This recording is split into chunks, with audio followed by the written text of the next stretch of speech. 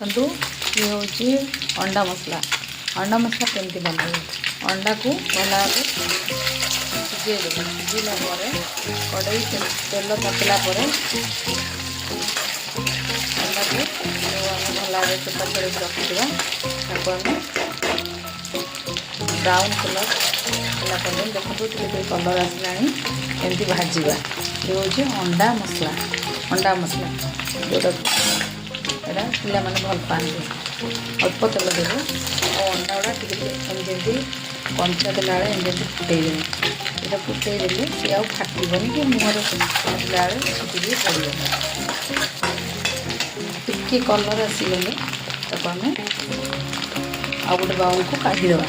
तो कड़ई तेल तातीगला मुझे केते कम तेल देती अंडार तापर आम पंचफुटण पकेबा। पंचफुटण पर आम मसला करवा जो मसला आपको आम अदा रसुण टी अधिक पियाज आ लाल मिर्च पाउडर आम ताको सब मसला सब पकईदेली टी अदा रसुण तार पेस्ट आउ टे अधिक पियाज बटा देवे अंडार अंडार अधिक टे पियाज बटा देवे टेस्ट लगे। पियाज बटा टमाटो बटा देवे भल लगे। मुझे पियाज रसुण अदा सब मिक्स कर बाटी देती टे फुटी आसिले तार मसलार तेल मरीगले देखते केम कलर आसीगला। लाल मिर्च पाउडर पकई काश्मीरी चिली पाउडर पकई लुण 1 स्पून लुण हल्दी गुंड आप परिमाण अनुसार पकेबे जी अंडा करेंगे मुझे अंडा कर मसला परिमाण अनुसार देते रसुण गोटाए पियाज गोटाए अदा छोट खंडे जीरा टे जदि जीरा न बाटे जीरा पाउडर कि धनिया पाउडर थे हाफ स्पून पकाई। यहाँ रुटी सागर खाया भल लगे भात सागर खाया भल लगे आपन परिमाण अनुसार मसला भी देले। मुझे टमाटो पकाई टमाटो काटिकी पकई पारे कि मुझे काटिकी पकई समय अभाव काटिदेली किंतु यहाँ जब आगुरी आप प्लां करेंगे मुझे यहाँ आगे प्लां कर नी जल्दी जल्दी हाँपाई टमाटो काटिकी पकईदेली।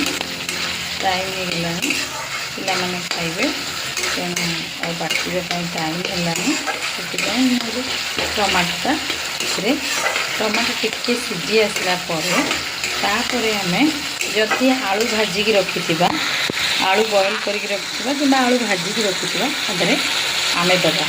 जदि आलू न चाहते खाली पानी देके फुटेला अंडा पकईदे सेटा तो मैंने आलू खाया भल पाते अंडारे तो मैंने खाली खाया भल पाते तेणु यहाँ अंडा मसलाटा खाली भी टेस्ट लगे आलू पकेले भी टेस्ट लगे।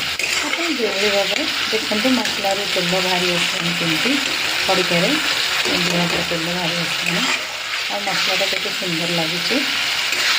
यहाँ घरोई मसला आप किसी बाहर मसला यूज न कले भल हम प्रकृत में बाहर मसलाटा देह हितकर नुह आम घरे जहाँ मसला बनइबा ताकि आम आगे आड कर आगे मु आलू भाजिकी रखी आड करदेली आप भी सीझे पकई पारे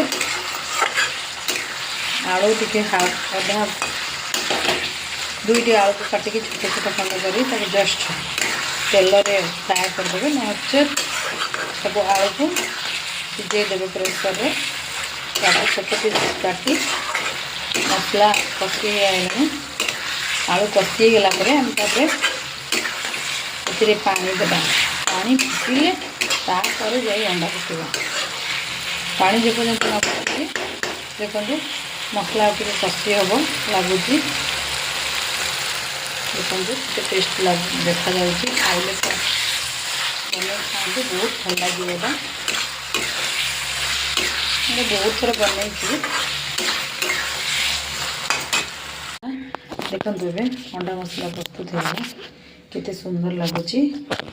देखो ये प्रस्तुत होगा आप जी पानी देवे बहुत गुड़े अंडा भांगी जाइला सिझेला बेले मुझे तक पकईदेली किसी असुविधा ना टे धनिया पत्र पकईदेवा देखु